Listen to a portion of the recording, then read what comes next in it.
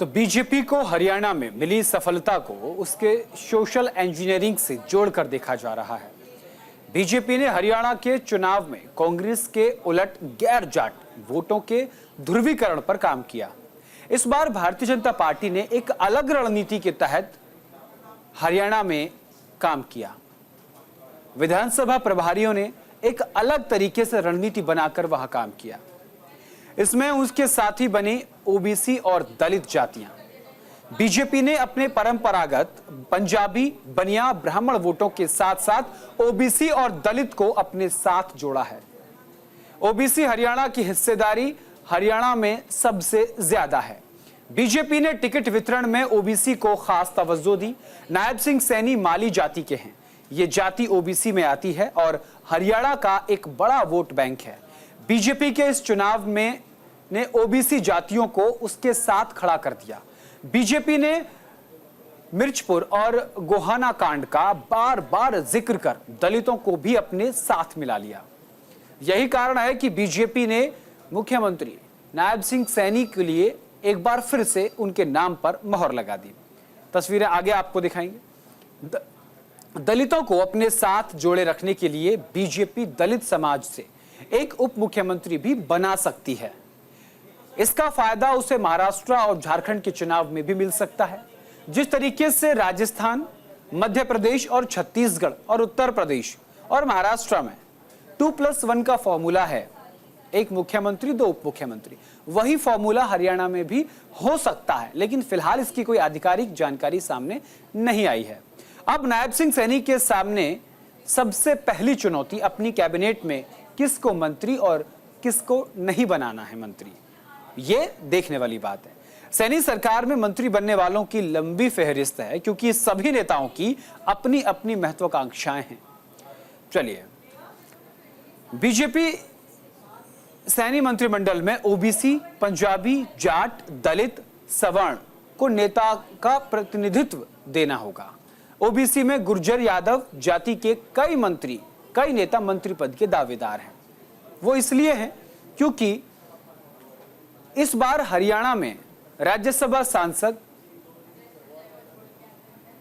बहुत मेहनत की उन्होंने।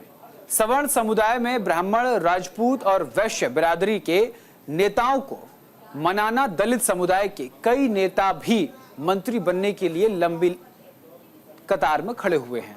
लॉबिंग करनी शुरू कर दी है। जो जिस गुट का है उस गुट के साथ तालमेल बिठाना, बातचीत करनी शुरू कर दी है कि उनको बना दिया जाए। हरियाणा में बीजेपी ने चुनावी चाणक्य कहे जाने वाले केंद्रीय गृह मंत्री को पर्यवेक्षक बनाया है। केंद्रीय गृह मंत्री अमित शाह का पर्यवेक्षक बनना ही इस बात को बताता है कि हरियाणा में मंत्रियों का चयन करना पार्टी के लिए आसान काम नहीं है। शाह पिछले 3 विधानसभा चुनाव से लगातार हरियाणा में चुनाव प्रबंधन, टिकटों का बंटवारा करते रहे हैं। मंत्री बनने वाले तमाम नामों की चर्चाओं के बीच एक जिस नाम की सबसे ज्यादा चर्चा है वो राव नरबीर सिंह का है, यानी इनको भी मंत्री बनाया जा सकता है। चलिए आगे बढ़ते हैं।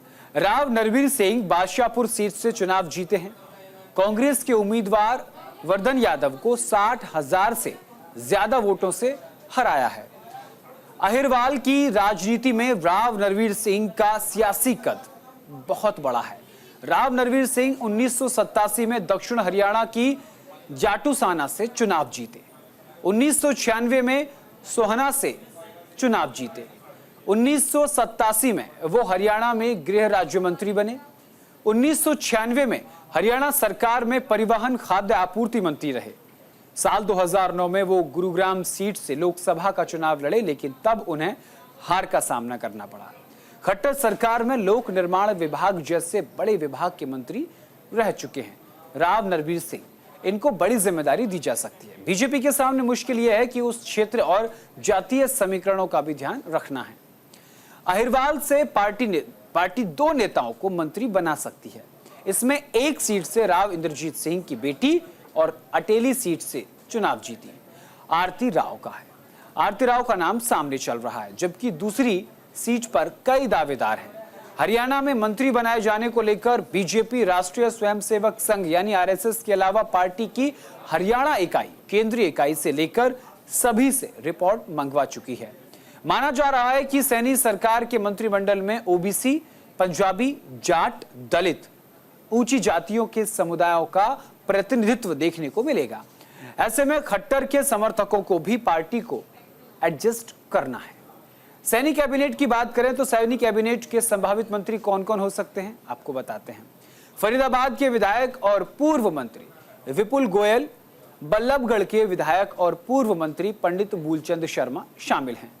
बादशाहपुर के विधायक और पूर्व मंत्री राव नरवीर, अंबाला छावनी के विधायक और पूर्व मंत्री अनिल विज, घरौंडा के विधायक हरविंद्र कल्याण, बारवाल के विधायक रणवीर गंगवार, यमुनानगर के विधायक घनश्याम दास अरोड़ा, पानीपत ग्रामीण के विधायक महिपाल सिंह डाडा, अटेली की विधायक आरती राव। ये वो नाम हैं जिनको कैबिनेट में शामिल किया जा सकता है, जिनको मंत्री पद दिया जा सकता है। इसराना के विधायक कृष्ण पवार, तोशाम की विधायक श्रुति चौधरी, हंसी के विधायक विनोद भव्यान और नरवाना के विधायक कृष्ण कुमार बेदी, गोहाना के विधायक डॉक्टर अरविंद शर्मा, बड़खल के विधायक धनेश अदलखा और रादौर के विधायक श्याम सिंह राणा। इनके अलावा जींद के विधायक डॉक्टर कृष्ण मीणा, सोहाना के विधायक तेजपाल तंवर, समलखा के विधायक मनमोहन भड़ाना, तिगांव के विधायक राजेश नागर, पटौदी की विधायक विमला चौधरी, रेवाड़ी के विधायक लक्ष्मण यादव, दादरी के विधायक सुनील सांगवान, करनाल के विधायक जगमोहन आनंद। ये वो बड़े नाम हैं जिनमें से किसी को भी कैबिनेट में या फिर मंत्री पद दिया जा सकता है।